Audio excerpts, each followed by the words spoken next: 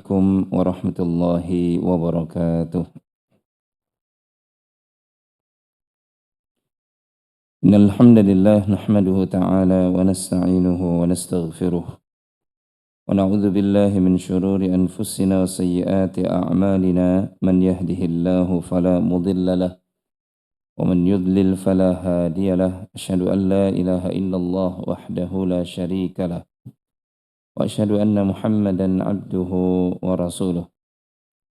يقول الله تعالى في كتابه الكريم يا أيها الذين آمنوا اتقوا الله حق تقاته ولا تموتن إلا وأنتم مسلمون أما بعد فإن أصدق الحديث كتاب الله وخير الهدي هدي محمد صلى الله عليه وعلى آله وسلم وشر الأمور محدثاتها فإن كل محدثة بدعة وكل بدعة ضلالة وكل ضلالة في النار. Allahumma allimna ma yanfa'una wanfa'na bima 'allamtana wa zidna ilma. Rabbi shrah li sadri wa yassir li amri wahlul 'uqdatam min lisani yafqahu qawli. Allahumma amin. Hadirin hadirat jamaah yang dimuliakan Allah Subhanahu wa taala, alhamdulillah kita senantiasa memuji Allah dan bersyukur atas seluruh nikmat yang Allah berikan kepada kita. Dari nikmat kehidupan, nikmat sehat, nikmat afiah, nikmat iman wal Islam, nikmat kita masih dimudahkan menghidupkan sunnah-sunnah Nabi SAW, nikmat kita masih dimudahkan untuk beribadah kepada Allah, dan juga nikmat-nikmat yang lainnya, yang itu semuanya kita wajib syukuri, sebab orang yang senantiasa bersyukur akan Allah tambah nikmat kepadanya, dan orang yang senantiasa bersyukur akan Allah selamatkan dia dari segala keburukan. Ma yaf'alullahu bi'adzabikum in syakartum wa amantum. Allah tidak akan mengazab kalian disebabkan karena kalian beriman dan karena kalian bersyukur. Maka kita bersyukur kepada Allah SWT pada pagi hari ini kita bisa masih melanjutkan kajian-kajian dari apa yang dijelaskan oleh para ulama kita tentang hikmah-hikmah hadis-hadis Nabi SAW. Dan pada pagi hari ini kita ingin melihat beberapa pelajaran dari yang diajarkan oleh para sahabat Nabi SAW. Dan pagi hari ini kita ambil dalam kitab Al-Adabul Mufrad Al-Imam Bukhari rahimahullah ta'ala pelajaran yang disampaikan dari Umar ibn al-Khattab radhiyallahu ta'ala anhu. Dan kita perlu sampaikan bahwa para sahabat Nabi SAW sekali lagi adalah manusia-manusia terbaik setelah nabinya. Apalagi Allah Subhanahu wa ta'ala telah memberikan rekomendasi secara langsung dalam beberapa ayatnya tentang kemuliaan generasi pertama Islam ini, yaitu para sahabat ridwanullah alaihim ajma'in. Bahkan sampai Allah Subhanahu wa taala mengatakan was-sabiqunal awwalun minal muhajirin wal ansar walladzina ittaba'uuhum bi ihsan radhiyallahu anhum wa radu'an. Orang-orang yang pertama-tama masuk Islam dari kalangan muhajirin dan juga dari kalangan ansor dan orang-orang yang mengikuti mereka dengan ikutan yang baik, maka apa kata Allah? Radhiyallahu anhum. Allah ridho terhadap mereka. Ya. Dan juga mereka ridho dengan Allah Subhanahu wa taala. Ini jelas pengakuan atau rekomendasi yang Allah Subhanahu wa taala berikan tentang generasi para sahabat. Ya. Jadi banyak ayat-ayat yang menerangkan tentang kemuliaan mereka.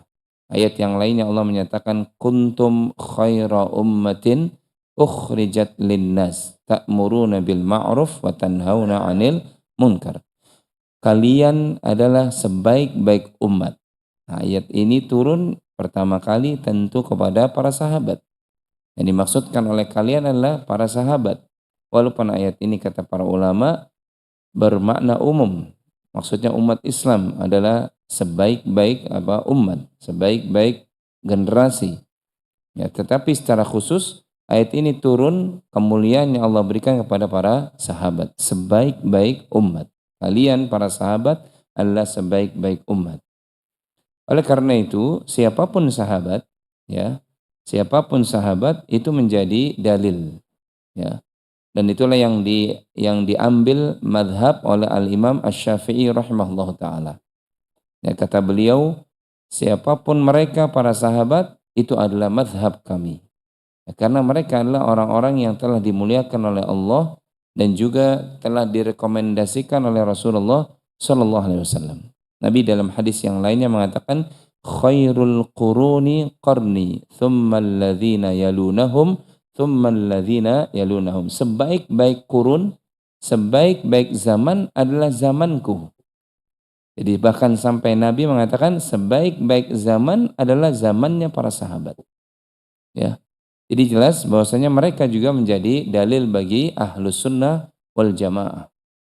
Oleh karena itu tidak boleh kemudian kita meninggalkan para sahabat. Memahami Islam ala fahmis sahabah.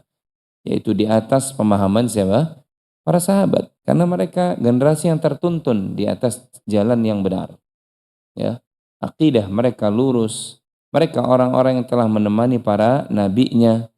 Ya, mereka orang-orang yang berjuang bersama nabinya sallallahu alaihi wasallam, bahkan mereka itu terus mengajarkan Islam sampai dengan izin Allah Islam sampai ke seluruh dunia, sampai ke negeri kita ini berkat perjuangan para sahabat. Nah, ini perlu kita kasih mukaddimah dulu. Jangan sampai kemudian ada orang yang bertanya, Imam Bukhari memasukkan perkataan fulan bin fulan atau para sahabat ini tapi bukan perkataan Nabi SAW. Nah, ini perlu diluruskan bahwasanya apa yang disampaikan yang dituliskan oleh Al Imam Bukhari dalam kitab-kitab beliau dari perkataan para sahabat pun itu menjadi din, menjadi agama. Yang menjadi apa? Menjadi agama. Karena tidak mungkin dan tidak ada satu orang pun sahabat yang berani berdusta, berani ngarang-ngarang berkaitan dengan agama. Berani berdosa atas nama Allah dan Rasul, enggak ada satu para sahabat. Semua sahabat sepakat para ulama adil, lurus dia. Ya.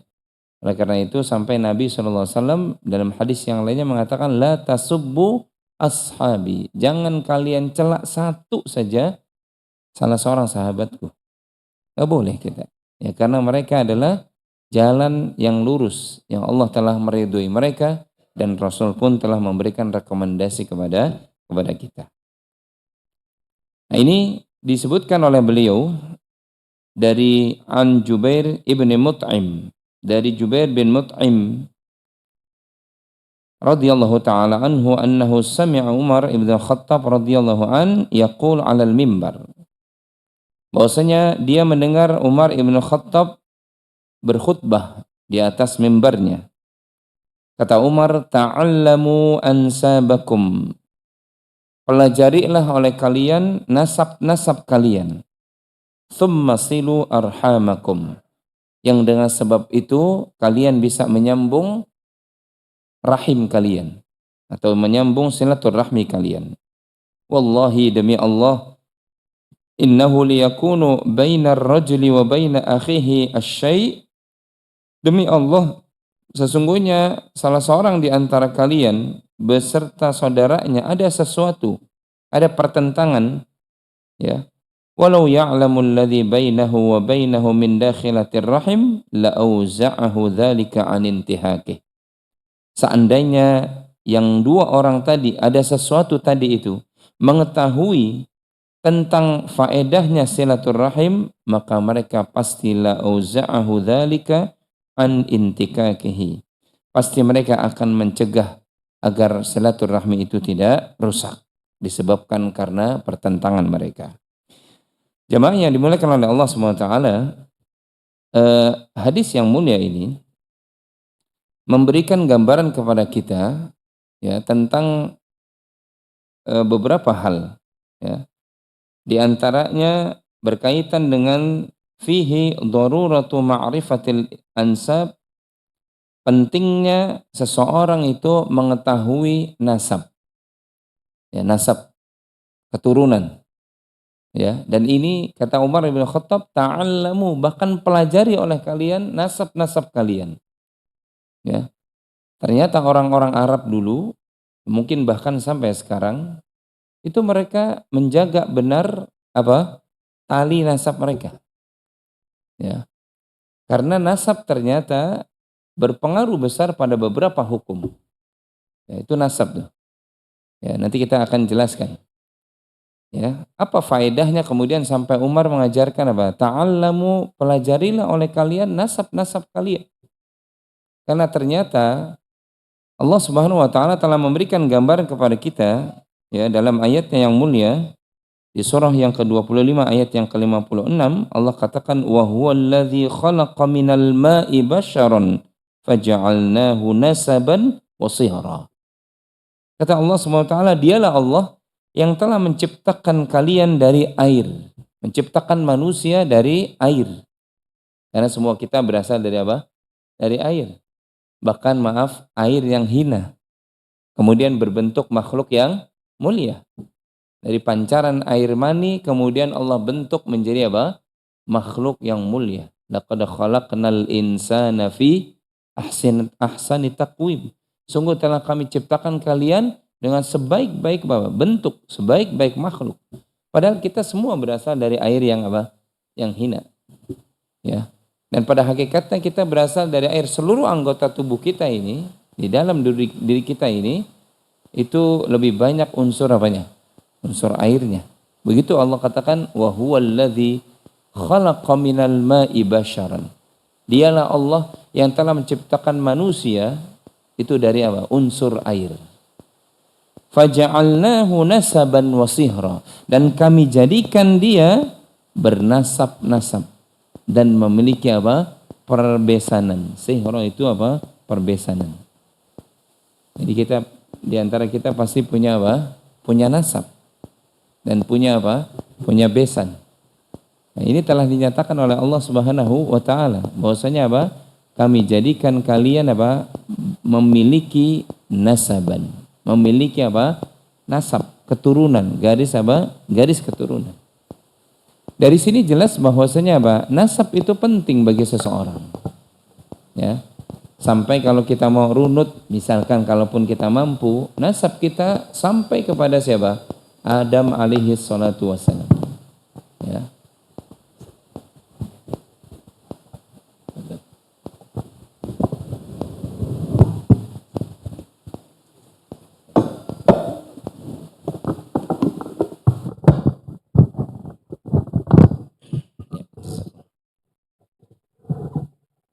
Jadi nasab itu penting Bapak Ibu. Ya. Kalau tanpa nasab, keturunan itu akan apa? Akan rusak. Ya. Sehingga mengetahui nasab kita itu diajarkan di dalam agama kita. Ya. Bahkan sekali lagi kalau orang yang minim tentang nasabnya, ini berarti dia akan bisa jatuh ke dalam perbuatan-perbuatan dosa. Ya. Bagaimana Allah Subhanahu wa taala itu mengajarkan kepada kita tentang apa pentingnya kita memahami bahwasanya nasab itu sampai kita tersambung mungkin kepada ayah kita, kakek kita sampai kepada buyut-buyut kita. Saking pentingnya nasab itu bahkan sekali lagi sebelum Rasul kita sallallahu alaihi wasallam diutus itu orang-orang Arab menjaga benar tentang nasab mereka. Ya.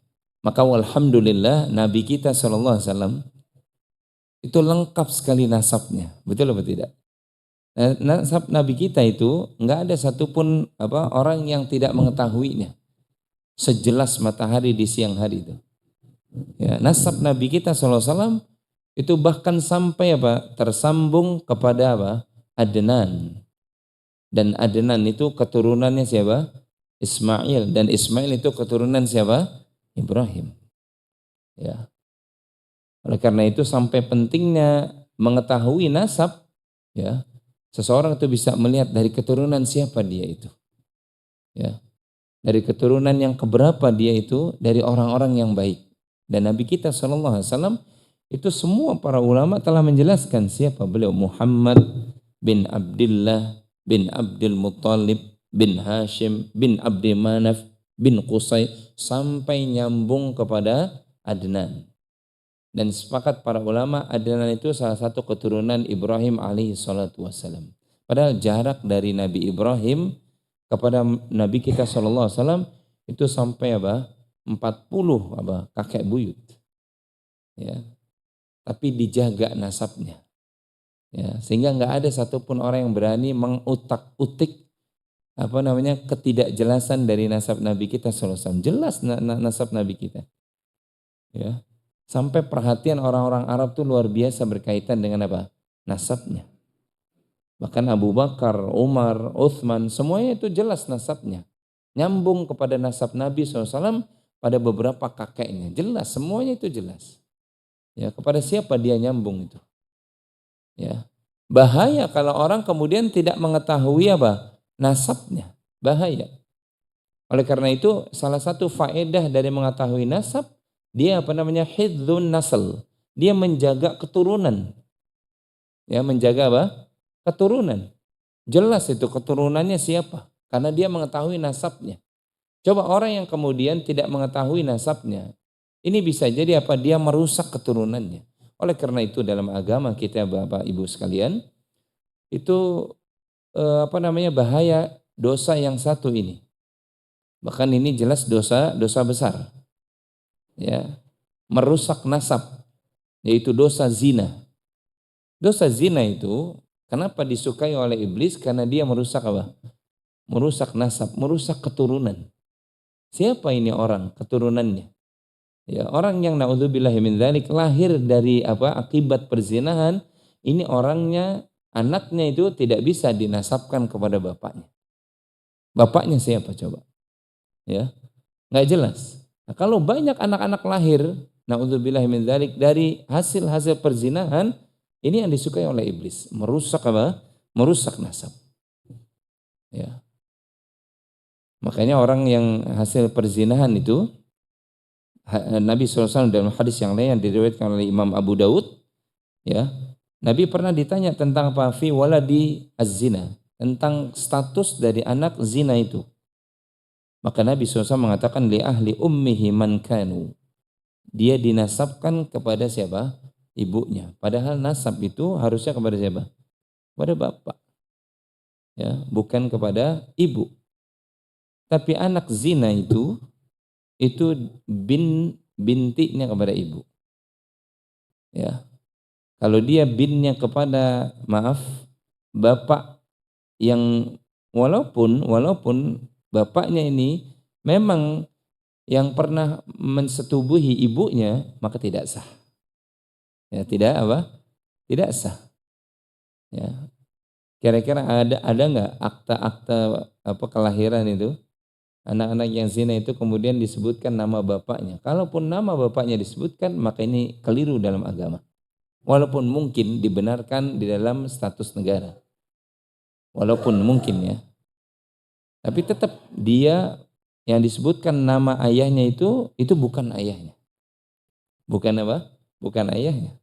Walaupun kemudian dia menikahi ibunya, setelah terjadi dosa tersebut kemudian dia menikahi ibunya, tetap si yang menikahi ini bukan siapa? Bukan bapaknya. Ya. Maka nanti dalam hukum yang lainnya itu nggak boleh tuh dia.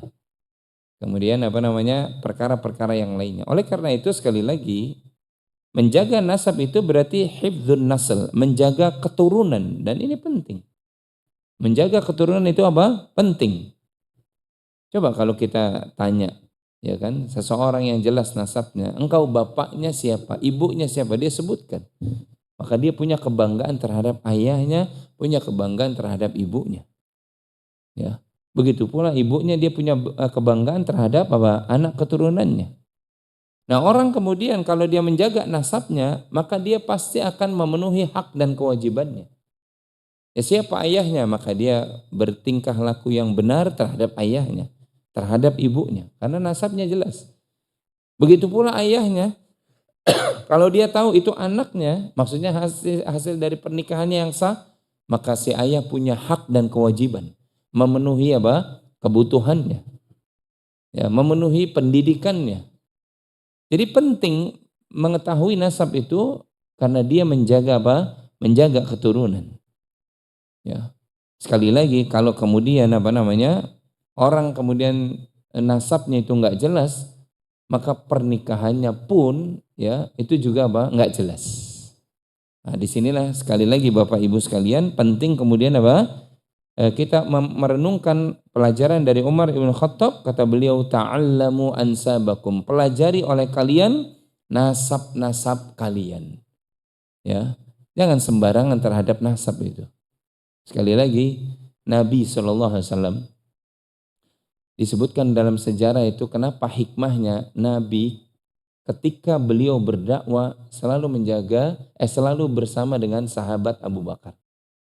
Ya, mungkin di antara kita banyak yang belum tahu kenapa Nabi kalau mengajak dakwah itu mengajak Abu Bakar.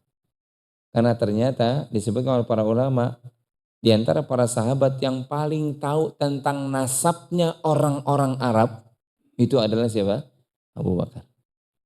Jadi Nabi kalau mau berdakwah, Nabi saya tanya, wahai Abu Bakar, kita akan mendatangi siapa? Ya Rasulullah, kita akan mendatangi satu kaum, dia orang tuanya adalah ini. Jadi jelas tuh. Ya. Oh berarti yang akan saya datangi adalah kaum yang apa? Yang mulia nenek moyangnya. Itu Abu Bakar itu hafal sampai 40 keturunan ke atas. Ya. Kalau kita kira-kira ke atas berapa Pak? Bu, kita berapa? Paling 2, 3. Ya. Ya, jarang yang sampai berapa? 7 ke atas. Kan gitu kan? Tapi orang-orang Arab sekarang pun itu masih menjaga dia. Apa namanya nasab kakek buyutnya. Saya ngajar di kalangan orang-orang Arab itu terjaga Ustadz. Saya jaga. Saya ajarkan kepada anak-anak saya, kakekmu siapa? Kakek buyutmu siapa? Di atas buyutmu siapa? Ya minimal 4, 5 di atas itu mereka apa? Jaga itu nasab benar. Kalau orang Arab dulu, Masya Allah, sampai puluhan ke atas itu. Jelas nasab mereka. Ya, nggak seperti kita. Ada di sini yang sampai 4 buyut ke atas? Tunjuk tangan. Ada yang masih menjaga? Ya, Masya Allah. Luar biasa kalau kemudian bisa menjaga. Sehingga jelas kita. Jangan-jangan kita, kalaupun kita tahu nasab keturunan Pangeran Diponegoro, Masya Allah. Ya, ya, kita keturunan Imam Bonjol, Masya Allah. Harusnya ada gelora perjuangan kita nih, kan gitu kan? Cuma karena kita lalai, nggak tahu, sehingga ya biasa aja. Coba kalau kita di antara kita nih, ternyata bapak keturunan dari Pangeran apa? Diponegoro, Masya Allah. Itu beliau pejuang itu, mempertahankan sejengkal tanah yang direbut oleh penjajah, betul apa tidak? Wah, ada kebanggaan Pak. Ada kebanggaan darah apa? Darah pahlawan itu ada pada diri kita. Maka harusnya kita jaga negeri ini. Itu karena apa? Pengetahuan nasab tuh. Ya. Jangan-jangan ada di antara ibu yang keturunan apa? Kerajaan Maimun di Sumatera. Wah, Masya Allah. Cuma karena minim kita, sehingga kita biasa-biasa aja. Ya, kita biasa-biasa aja. Jangan-jangan ada di antara kita yang keturunan apa? Raden Rahmat, salah satu wali, coba bayangkan. Ya. Walaupun sekali lagi, memang pemahaman tentang keturunan ini bukan segalanya memang. Artinya orang yang kemudian faham, oh saya keturunan kiai, saya keturunan wali misalkan, kemudian dia aman dari murka Allah SWT, memang tidak seperti itu. Cuma penting kita mengetahui nasab kita. Karena sekali lagi memang bukan untuk dibanggakan kemudian kita jadi sombong, tidak. Tapi kita supaya apa? Jelas keturunan kita. Ya, sampai mana titik keturunan kita itu. Ya. Karena sekali lagi dalam riwayat Imam Muslim, Rasulullah SAW mengatakan, man bata'a amaluhu lam yusri' nasabuhu. Siapa yang lambat amalnya, artinya sedikit amalnya, maka apa? Keturunannya memang tidak bisa menyelamatkan dari murka Allah. Memang keturunan itu tidak bisa menyelamatkan murka Allah. Ya. Tetapi pengetahuan keturunan itu apa? Juga penting untuk menjaga tadi apa? Nasab. Sehingga sekali lagi Nabi itu kalau bahkan sampai hijrahnya Nabi, itu Nabi mengajak siapa? Abu Bakar. Nabi kan cuma berdua kalau hijrah itu, betul? Ya dia berdua dengan Abu Bakar, karena Abu Bakar itu tahu. Kalau ketemu dengan satu kaum dalam perjalanannya, Nabi tanya, ini siapa wahai Abu Bakar? Tuh lihat, cerdasnya Abu Bakar. Ya, dan orang yang cerdas diajak oleh Nabi SAW untuk mendukung dakwah ini. Ya. Karena beliau Abu Bakar itu paling tahu tentang apa? Nasabnya orang-orang Arab. Sampai Abu Bakar itu tahu ada keturunan Rasulullah SAW. Maksudnya Nabi SAW ada nenek moyangnya di Madinah. Ya Rasulullah, kita akan berangkat ke Yasrib, di mana apa? Ada nenek moyang engkau di sana. Ya, sampai seperti itu. Jamaah yang dimuliakan oleh Allah Subhanahu wa taala. Kemudian yang paling penting, ya, daruratu ma'rifatil ansab ini, pentingnya kita mengetahui nasab ini karena dia berimbas pada beberapa hukum penting. Ya. Bukan sekedar menjaga nasab, ya, tapi dia berimbas pada hukum-hukum yang telah dijelaskan oleh Allah Subhanahu wa taala. Apa hukumnya itu?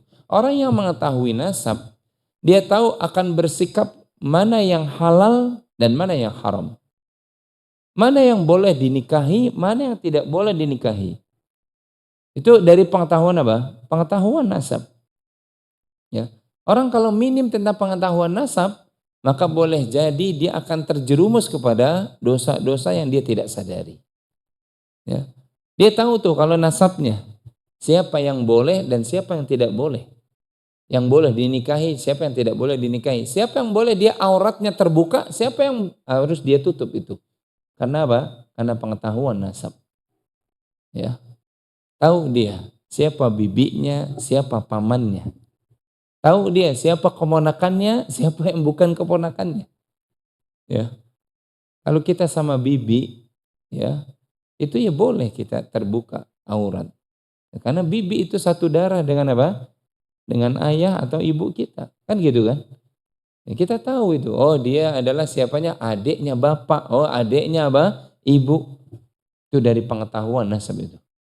Makanya Allah Subhanahu wa taala telah menjelaskan kepada kita dalam surah An-Nisa itu, ayat yang ke-14, Allah katakan, "Hurrimat 'alaikum ummahatukum wa banatukum wa akhawatukum wa banatul akhi wa banatul ukhti wa ummahatukum." Kata Allah Subhanahu wa taala, diharamkan bagi kalian menikahi. Nah, ini berkaitan dengan siapa yang tidak boleh dinikahi. Artinya mereka yang disebutkan dalam ayat ini adalah orang-orang yang tidak boleh dinikahi, tapi aurat kita boleh terlihat. Bahkan kita boleh, bahasa kita apa? Cipika-cipiknya boleh nih. Ya, karena dia tahu tentang nasabnya. Sehingga kayak kasus kasus Idul Fitri, dia tahu tuh kepada siapa dia boleh berpelukan dan kepada siapa dia tidak boleh sembarangan berpelukan. Dia tahu tuh siapa yang dia boleh berpelukan, bahkan dia tahu dia cium tangan, salaman, itu karena pengetahuan apa? Pengetahuan nasab. Coba kalau orang minim nasabnya, Pak. Ya. Jangan-jangan bibinya datang, dia malah ini siapa ya? Dia nggak tahu. Jangan-jangan pamannya datang, kemudian dia nggak mau cium tangan, padahal itu pamannya. Ya. Ini kalau orang minim nasab jadi seperti itu. Atau jangan-jangan karena minimnya nasab, ya, bahkan adiknya atau kakaknya sendiri dia nikahi. Bisa terjadi nggak begitu? Bisa terjadi, Pak, Bu. Ya, bisa terjadi. Orang salah nikah. Harusnya apa? Haram dinikahi. Padahal tadi dalam ayat itu telah dijelaskan itu. Hurrimat 'alaikum ummahatukum, diharamkan bagi kalian menikahi ibu-ibu kalian. Ya. Sebab sebelum turun ayat ini, orang-orang Arab itu biasa tuh, Pak, menikahi apa? Ibu sendiri. Kalau bapaknya itu meninggal, anak laki-lakinya sudah besar, istrinya itu masih oke, maka anak laki-lakinya menikahi ibunya sendiri. Dan itu terjadi bukan sekedar di Arab, di Mekah pada saat itu. Tapi orang-orang Romawi, Persia itu biasa begitu, Pak. Ya, menikahi ibunya sendiri. Ya. Boleh atau tidak? Jelas diharamkan, nggak boleh. Ya. Kenapa kemudian Nabi Zakaria, Nabi Yahya itu, ya, Nabi Zakaria dan Nabi Yahya itu, ya, itu kemudian Nabi Yahya dihukum oleh raja, dikejar-kejar untuk dibunuh. Kenapa? Fatwa Nabi Yahya jelas, raja tidak boleh menikahi wanita ini. Kenapa? Wanita ini adiknya sendiri. Tapi raja karena ngelihat kecantikannya, dia pengen menikahi, padahal itu adiknya sendiri. Adik kandung boleh dinikahi apa tidak? Tidak boleh. Ini karena minimnya nasab tuh. Ya. Seorang laki-laki menikah, ya. Tapi kemudian tanpa memberitahu istri yang pertama dia nikah lagi. Bisa mungkin begitu gak? Bisa, Pak. Kemudian dari istri yang pertama dia punya anak laki-laki. Dari istri yang kedua dia punya apa? Anak perempuan. Walaupun yang dari yang pertama dia nggak bilang memang, ya, karena memang izin tidak ada, ya. Ini bukan berarti Ustaz yang ngajarin kemudian yang ibu-ibu besok Ustaznya nggak diundang lagi, gitu ya. Ya, ini contoh. Mungkin terjadi seorang kakak menikahi adiknya sendiri, betul? Ya, yang laki-laki ini dari istri pertama besar, yang perempuan dari istri kedua juga apa? Besar, sama. Ketemu mereka di satu tempat. Ya. Ini adik kakak apa tidak? Adik kakak apa tidak? Satu bapak. Kalau dia tahu nasabnya, oh ternyata bapak kita sama, ya nggak boleh. Tapi terjadi ada pernikahan seperti itu.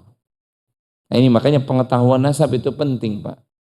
Maka setelah ini kita tahu tuh siapa bin siapa bin siapa. Siapa apa namanya saudaranya, pamannya, bibinya, sehingga apa namanya dia boleh kemudian kelihatan auratnya. Dan tidak boleh kelihatan auratnya kepada siapa. Dia boleh cium tangannya, boleh berpelukan dengannya, itu karena dia tahu tuh siapa yang satu darah dengan siapa orang tuanya. Ya. Jadi jamaah yang dimuliakan oleh Allah, sekali lagi penting ini kita apa? Mengetahui tentang apa? Nasab kita. Ya, supaya kita terhindar dari hukum-hukum yang apa? Yang disebutkan tadi. Ya, kepada ibu kita berarti boleh kita terlihat aurat kita. Sebagaimana ayat tadi. Tapi ibu kita tidak boleh dinikahi. Hurrimat alaikum ummahatukum wa banatukum. Anak-anak perempuan kalian. Itu apa? Itu keturunan kalian. Tidak boleh dinikahi. Tidak boleh apa? Dinikahi. Tapi kita boleh terlihat aurat kita kepada anak perempuan kita. Anak laki-laki kita. Wa akhawatukum kepada apa? Saudari-saudari kalian itu nggak boleh dinikahi, tapi kita boleh cium tangannya, boleh apa? Berpelukan dengannya. Ya. Wa banatul akhi wa banatul ukhti kata Allah anak dari siapa? Apa namanya? Saudara laki-lakimu dan anak dari saudari perempuanmu. Berarti apa nih? Hah? Ponakan. Ponakan itu istilahnya halal aurat kita. Ya. Dan orang yang ponakan ini ya cium tangan pamannya. Ya. Ada ponakan kemudian dia hanya dari jauh. Ini karena minim nasab ini. Ya. Jadi sekali lagi penting ini. Sekali lagi kita apa? Penting mengetahui. Apalagi jamaah yang dimuliakan oleh Allah, orang yang mengetahui nasabnya itu dia tahu hukum apa namanya tidak boleh sesuatunya. Contoh kalau tadi ya seperti naudzubillah min dzalik, taruhlah anak zina tadi. Ya itu bukan bapaknya. Maka kalau lahirnya itu anak zina itu perempuan, anak lahirnya zina dari zina itu perempuan, maka bapaknya bukan siapa-siapa dia. Paham? Ya. Berarti kalau anak perempuannya ini dewasa, dia wajib nutup aurat di hadapan siapa tuh? Iya. Ya. Karena dia bukan bapaknya. Makanya berat Bapak Ibu. Zina itu apa? Berat. Nggak boleh kita bermain-main dengan apa perbuatan zina. Sampai Allah apa melarang kita mendekati saja nggak boleh. Wala taqrabuz zina. Innahu kana fahishatan wa sa'a sabila. Jangan kalian dekati zina. Mendekati saja nggak boleh. Sebab apa? Innahu kana fahisha. Dia kemungkaran tuh. Kekejian. Wa sa'a sabila. Dan seburuk-buruknya jalan. Tapi sekarang banyak orang yang meremehkan nggak? Banyak orang yang menganggap remeh tentang perbuatan zina. Sehingga banyak bayi-bayi yang nggak jelas keturunannya siapa. Ya. Begitu pula dengan contoh apa? Anak angkat misalkan. Ya, dijelaskan tuh siapa nasabnya. Dan tidak boleh ayah angkat kemudian pas dia sudah besar menikahi. Saya menikahi Anda, enggak sah nikahnya. Itu lihat pengetahuan nasab itu penting sampai begitu, Pak. Banyak gak orang yang sembarangan? Banyak, Pak. Padahal dia bapak angkat. Tapi dia apa namanya? Menikahi. Sah? Sah enggak? Enggak sah. Sepanjang bapak aslinya masih ada. Makanya kita perlu sampaikan, nah kami angkat. Bapak ibu nih kami angkat engkau. Sejak engkau masih bayi dulu. Dari yatim piatu mana sebutkan. Misalkan gitu kan. Tapi bapakmu masih ada. Bapak ibumu masih ada. Cuma karena faktor tertentu dia menyerahkan kepada kami. Kan mungkin bisa terjadi gak? Bisa gak? Bisa mungkin Pak. Karena kemiskinan, kefakiran, kemudian dia serahkan bayinya itu di yayasan apa gitu kan. Tapi dia masih hidup. Maka ketika nanti dia mau nikah, panggil tuh bapaknya, menikahkan langsung. Bukan yang merawat dia puluhan tahun sampai besar, enggak. Adapun dia yang mengangkat itu, dia jadi pahala. Membiayainya, kemudian menafkahinya, iya jadi pahala. Tapi tentang hukum menikahi, dia tidak berhak. Karena ini anak, bukan siapa? Anak kandungnya. Nah itu lihat pentingnya nasab tuh. Ya, sering kita terjadi itu ditanyakan, dia sudah menikahkan, ya wajib diulang. Ya, karena dia bukan bapaknya. Dia bukan siapa? Bapaknya.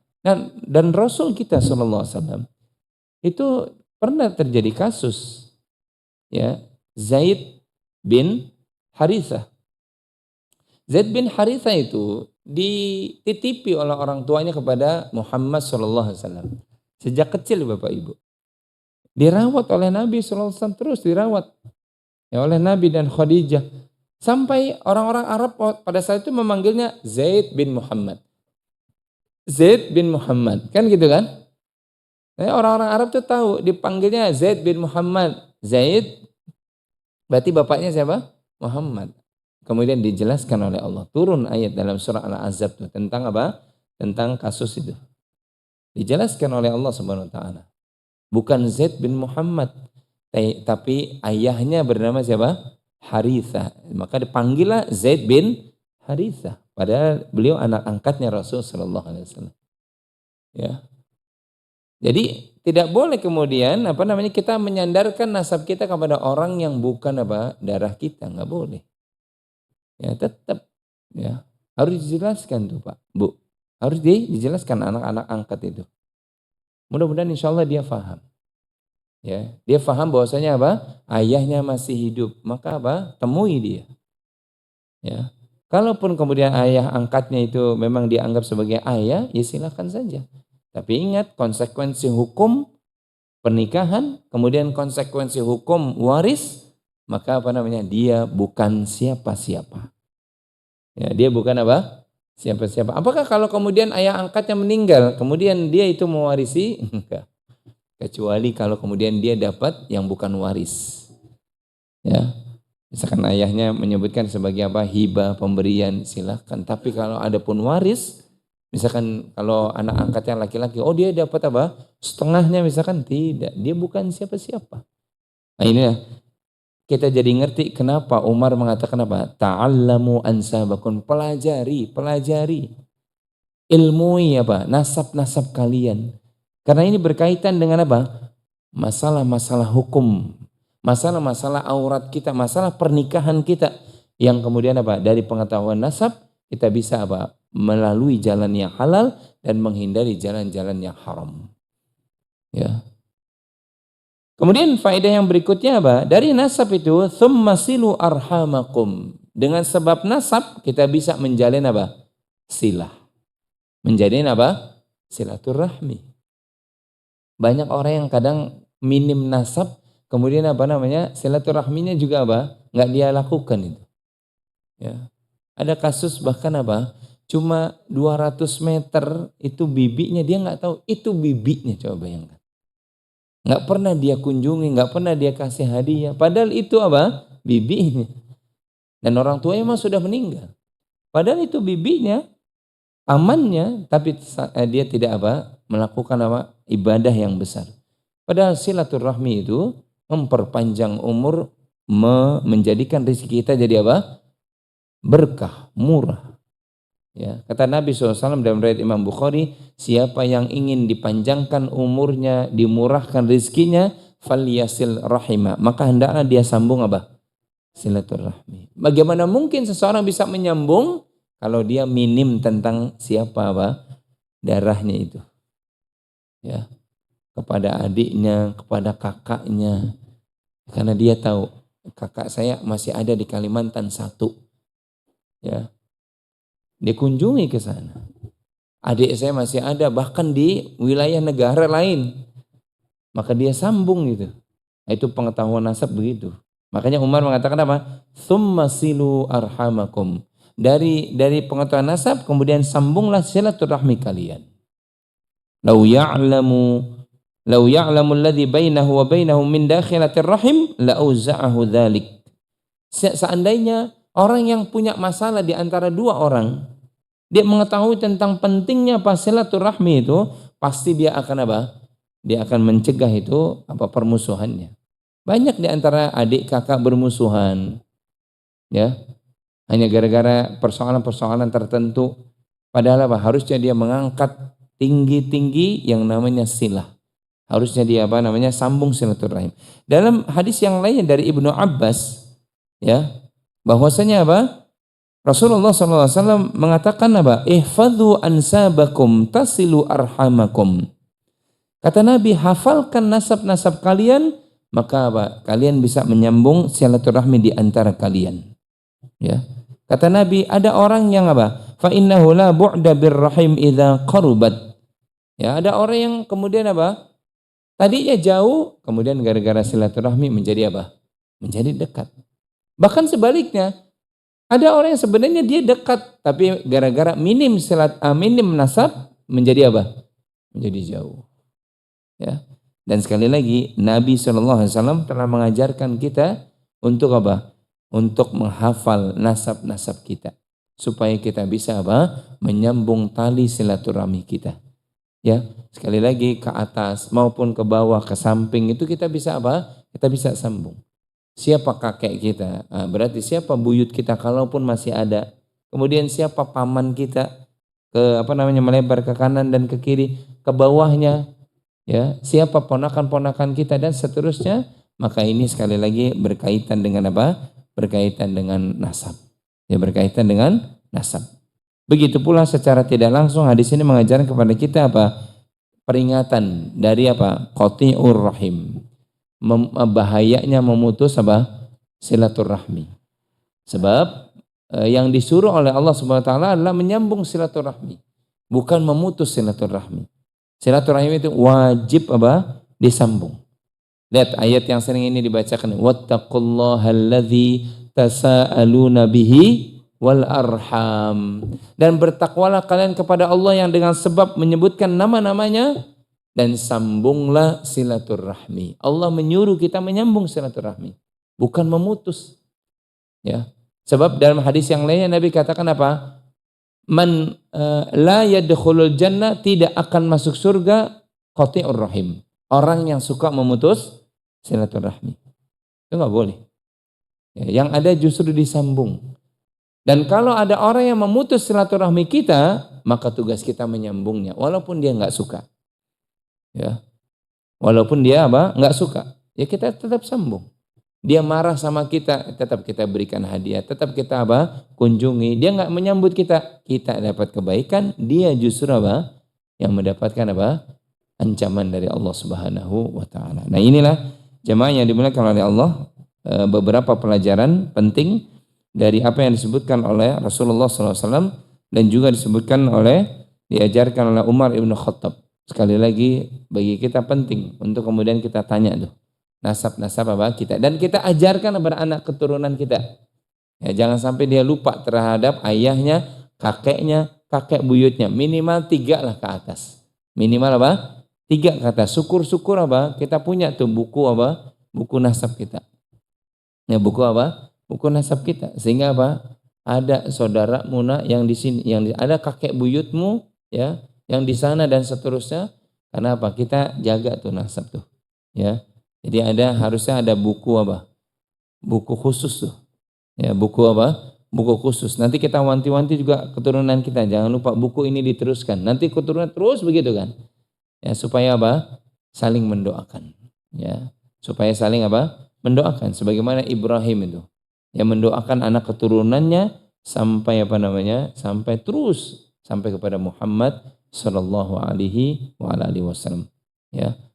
Jadi sampai demikian pentingnya mengetahui nasab. Mudah-mudahan insyaallah faedah yang sedikit ini ada manfaatnya, dan kita buka forum tanya jawab ya, yang bisa kita jawab insyaallah kita akan jawab. Ya, silakan. Fadhal.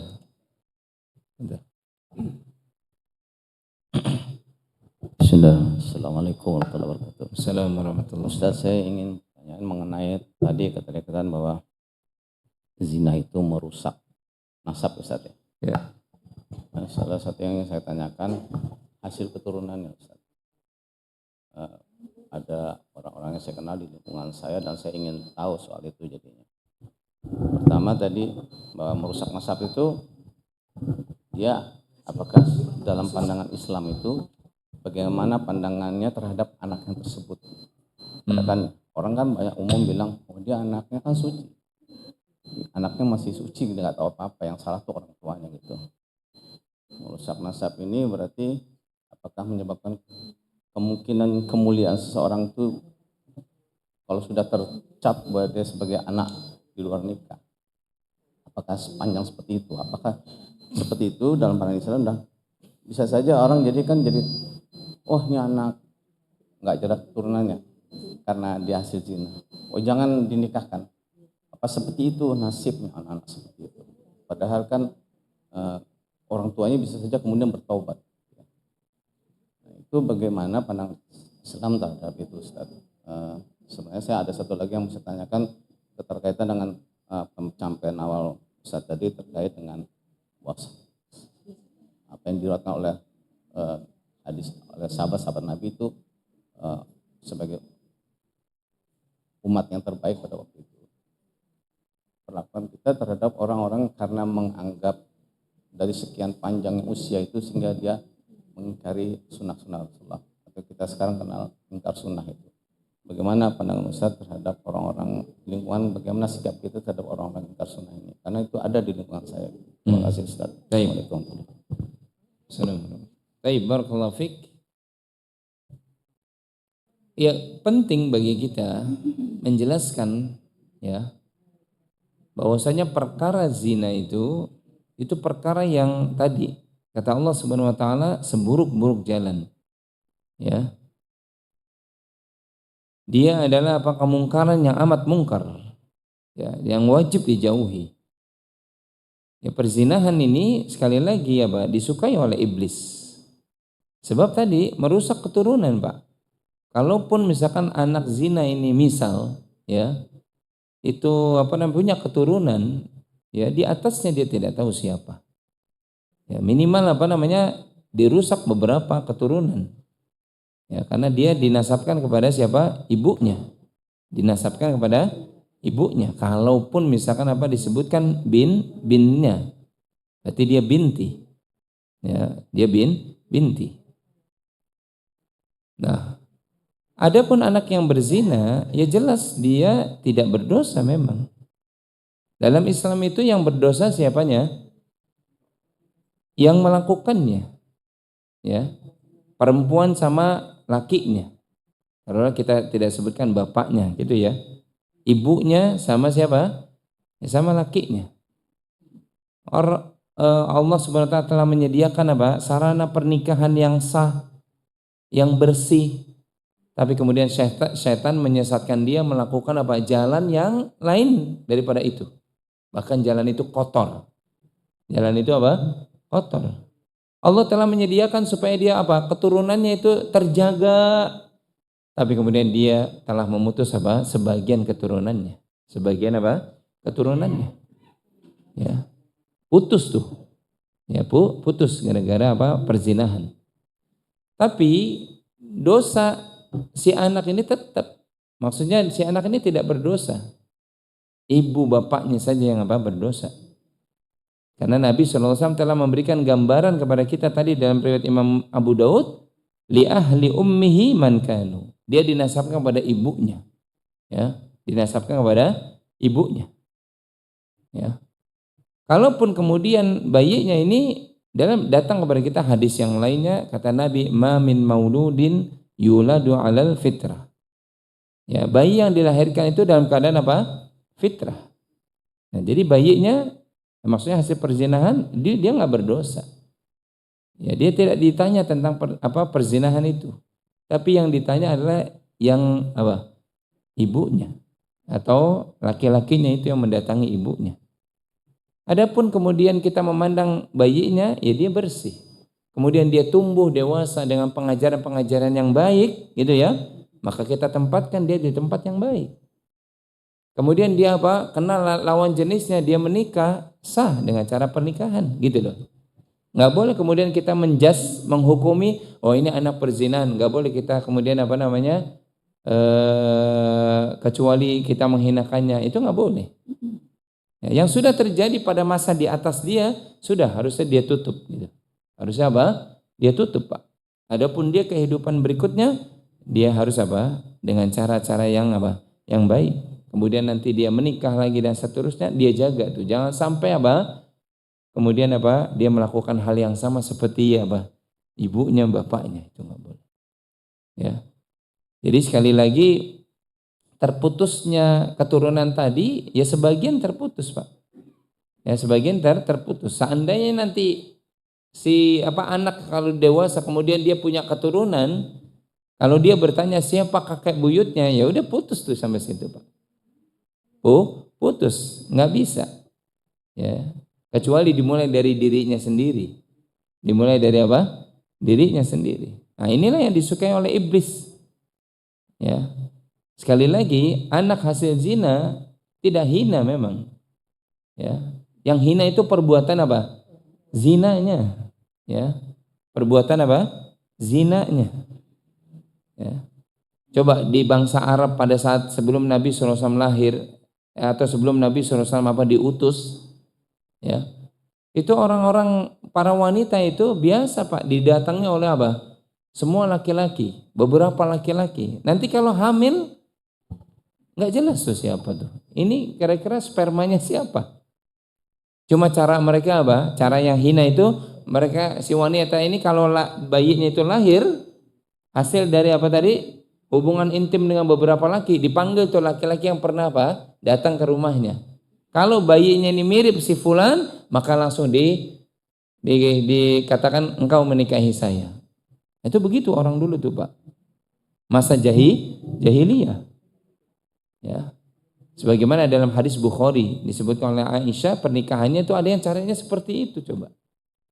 Dan itu mau dibangkitkan kembali oleh iblis di zaman sekarang dengan cara apa? Perzinahan tadi. Ya. Nah, ini wajib apa? Dijauhi. Wajib apa? Dijauhi. Tapi yang qadarullah yang sudah terjadi, ini anak ini lahir, maka dia fitrah. Dia suci. Didik dia dengan cara yang baik, jangan sampai seperti ibunya. Yang seperti apa? Si suaminya itu, ya. Jangan sampai gitu. Dan dijelaskan kepada dia itu bahwasanya apa? Ini bukan bapak kandungmu, bukan. Ya, kamu dinasabkan kepada apa? Kepada ibu. Jadi yang sepengetahuan saya, maksudnya terputusnya di situ ya terputus, udah selesai dari apa ke atasnya udah nggak ada lagi dia. Ya, berarti misalkan namanya siapa? Sri, ya kan? Sri binti Dewi misalkan gitu. Nah, ini pasti aneh. Aneh kan ya? Ya aneh, Pak. Harusnya kan Sri binti Ahmad. Kan harusnya begitu kan? Cuma dia apa? Sri binti Dewi. Mudah-mudahan nggak ada Dewi di belakang atau nggak ada Sri. Ya jangan tersinggung. Ini contoh doang, ya kan? Jadi jangan sampai begitu, Pak. Ya, jadi yang terputusnya itu memang apa udah selesai di atas sudah nggak ada. Cuma kalau di bawah dia mau punya keturunan silakan, tapi jangan sampai apa terjadi lagi. Jangan sampai apa terjadi lagi. Kemudian yang kedua, ya, bagaimana kita bersikap terhadap orang seperti itu? Ya kita jelaskan, ya kita apa jelaskan bahwasanya para sahabat itu generasi yang mulia. Ya, kalau ada orang yang kemudian mengingkari hadis-hadis dari para sahabat, Justru para ulama Ahlus Sunnah itu hadis-hadis dari para sahabat, artinya perkataan pelajaran dari para sahabat diteliti juga, Pak. Ini dari siapa, dia dari siapa, kesimpulan dari siapa. Kalau jalurnya itu sahih, maka diterima. Karena apa? Biar bagaimanapun para sahabat adalah orang yang pertama menerima Islam. Sehingga pengajaran-pengajaran mereka tentang Islam sahih dari Nabi SAW. Tidak mungkin para sahabat kecuali belajar bersama Nabi. Para sahabat semuanya belajar kepada siapa? Sumbernya ilmu, yaitu Rasulullah SAW. Sehingga apa? Pengajaran-pengajaran mereka nggak mungkin keluar dari pengajaran dari Nabi SAW. Sehingga kita terima. Makanya dalam hadis yang lainnya ketika Nabi menjelaskan tentang apa? Umat ini akan terpecah menjadi 73 golongan, maka Nabi kasih solusi. Berpeganglah kalian kepada sunnati wa sunnatil khulafa ar-rasyidin al-mahdiyin, dan pegang teguh sunnahnya siapa? Al-khulafa ar-rasyidin. Walaupun disebutkan di situ apa? Khulafa ar-rasyidin Abu Bakar, Umar, Utsman dan apa? Ali, dan juga para sahabat Nabi yang lainnya. Tapi diteliti juga ini dari siapa? Dia dapat dari siapa? Kalau ternyata apa? Sampai kepada sahabat, itu yang disebut apa namanya hadis, ya perkataan dari apa? Sahabat. Perkataan dari apa? Sahabat. Dan sahabat itu ya pasti belajarnya kepada Nabi SAW. Tidak mungkin dari yang lainnya. Dia belajar dari Nabi SAW. Ya, oleh karena itu nggak boleh kita kemudian apa? Mengingkari apa? Pengajaran-pengajaran dari para sahabat Nabi SAW. Ya, atau bahkan sampai ada orang yang disebut inkarus sunnah, itu jelas apa? Ini jelas menyimpang. Karena apa? Nabi mengatakan taraktu fikum amrain, aku tinggalkan kepada kalian dua hal. Ya, yang kalau kalian apa? Intamasaktum, kalau kalian berpegang teguh kepada apa? Keduanya ini bihima lan tadillu abada. Kalian tidak akan pernah tersesat. Apa? Quran dan juga apa? Sunnah. Maka orang yang ingkar sunnah, dia apa? Dia hanya menerima Quran, ini tidak benar. Walaupun Quran yang diterima. Ya, atau jangan-jangan sebaliknya, dia terima hadis saja, Quran ditolak, ini juga lebih sesat. Jadi dua-duanya apa? Tidak benar tuh. Yang benar Al-Quran pedoman kita, dan juga sunnah-sunnah yang sahihah itu menjadi pedoman kita. Ya, terhadap orang-orang seperti itu diingatkan bahwasanya kembalilah kalian kepada sunnah Nabi dan juga sunnah para sahabat ridwanullah alaihim ajma'in. Allahu alam bissawab. Baik. Satu lagi Pak Ustadz. Ya, Assalamualaikum warahmatullahi wabarakatuh. Assalamualaikum warahmatullahi wabarakatuh. Nasab ya Pak Ustadz. Kalau kita sudah menjaga nasab kita itu 7 keturunan, sudah ada grupnya gitu Pak Ustadz. Nah, yang jadi pertanyaan saya gini Pak Ustadz, dalam pertemuan itu setiap bulan mengadakan arisan, sedangkan di dalam hukumnya arisan itu ada yang mengatakan bahwa arisan itu adalah haram atau judi gitu Pak Ustadz. Nah, yang jadi pertanyaan saya, apakah bisa memutus silaturahmi kalau kita nggak ikut arisan itu Pak Ustadz? Yeah. Nah, terus apakah kedepannya harus orang-orang yang keluarga yang dalam nasab itu apakah harus mengikuti kita atau bagaimana Pak Ustadz? Atau saya datang kalau ada acara misalnya kondangan-kondangan atau ada hajat gitu Pak Ustadz. Mohon pencerahannya Pak Ustadz. Assalamualaikum. Assalamualaikum warahmatullahi wabarakatuh. Pertemuan keluarga besar kan tidak harus arisan, ya. Tidak harus apa? Kan bisa makan-makan, ya. Silakan. Kalau hal itu bisa mengeratkan silaturahmi, tidak harus arisan. Terlepas dari perbedaan, ada yang memandang arisan itu apa? Haram, nggak boleh, karena mengajarkan beberapa keburukan apa? Suka ngutang, gitu kan? Ya, kemudian goror, ya, nggak jelas dan seterusnya. Ya, kan pertemuan kita nggak harus arisan, Bu. Ya, pertemuan kita mungkin apa? Sebulan sekali kita apa? Makan-makan. Kemudian apa? Tukar informasi, tukar bisnis dan seterusnya, silakan saja. Jadi tidak harus apa? Tidak harus apa? Arisan. Kalau pertanyaan tadi, apakah berdosa kalau kita nggak ikut arisan, memutus silaturahmi? Sekali lagi dijawab apa? Tidak harus kita apa? Pakai arisan. Tetap ada pertemuan rutin setiap pekan pertama, keluarga besar sampai misalkan ke atas, 4 ke atas gitu ya. Silakan kumpul, kumpul saja. Ya, kumpul, tukar informasi, ya kan? Si fulan gimana nih? Oh, ternyata apa namanya? Ada yang butuh nih pekerjaan dari apa? Anak keturunan kita. Silakan. Itu makanya yang saya tahu di Indonesia ya, yang saya tahu itu dua nih. Dua yang masih bagus tuh, dia jaga sampai apa ke atas sampai ke bawah juga, ya. Yang pertama orang-orang Arab. Itu kalau ketemu Bu, Pak, itu sampai apa? Dia ketemu sampai wah jauh sekali, tapi masih ketemu. Suka ada pertemuan rutin keluarga besar. Terus satu lagi Cina. Itu masih tuh dia.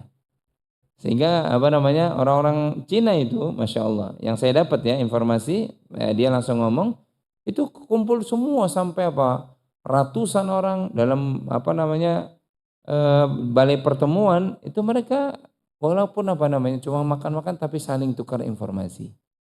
Ya, siapa yang bisnisnya lagi sedang naik daun, ya kan? Nah, ini nih ada nih anak keturunan kita yang lagi butuh pekerjaan, akhirnya dikasih, itu penting tuh, ya penting. Ya, yang saya tahu cuma 2 tuh tadi, yang masih apa namanya penjagaannya dijaga tuh.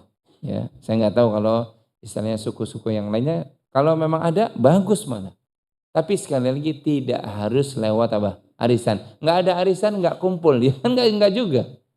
Ya, nggak ada makan-makan nggak kumpul nggak juga. Ya kan? Yang penting ada pertemuan kita ketemu tuh. Kita ketemu semuanya, saling tukar kabar, saling mendoakan dan seterusnya itu harus begitu. Ya. Jadi jangan sampai kemudian apa?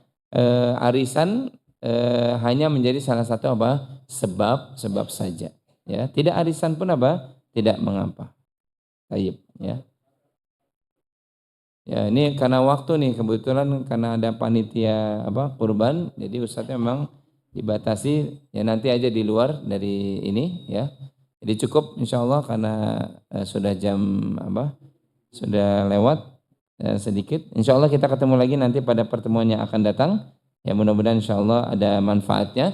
Ya mohon maaf kalau ada masih pertanyaan nanti di luar saja insya Allah Taala. Subhanakallahumma wa bihamdika asyhadu an la ilaha illa anta astaghfiruka wa atubu ilaik wa sallallahu ala nabiyina Muhammad. Wassalamualaikum warahmatullahi wabarakatuh. Waalaikumsalam warahmatullahi wabarakatuh.